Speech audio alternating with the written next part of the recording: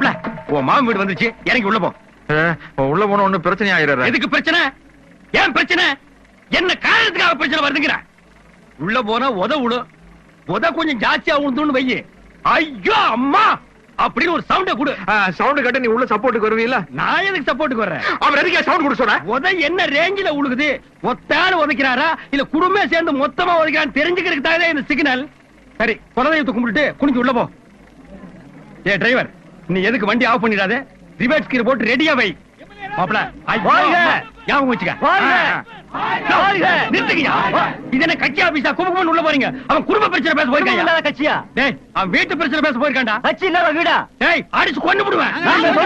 டேய், இந்த தொண்டர்கள் குண்டர்கள் எல்லாம் பொடி பிடிக்கிறதும் கோஷம் போடுறதோட நிறுத்திக்க. அவன் தான் ஜெயிச்சிட்டான் இல்ல, அப்ப என்ன உங்களுக்கு மரியாதை வேலையா? போடா. ஏங்க, நாங்க எவ்வளவு நேரமா காத்துக்கிட்டு இருக்கிறதுங்க? எம்எல்ஏ உள்ள அப்படி என்னதானே செஞ்சுக்கிட்டு இருக்காரு? திரைச்சிட்டு இருக்காரு. ஏண்டா, எம்எல்ஏனா தொகுதி பிரச்சனை, ஊர் பிரச்சனை, சொந்த பிரச்சனை, 1000 பிரச்சனை இருக்கு.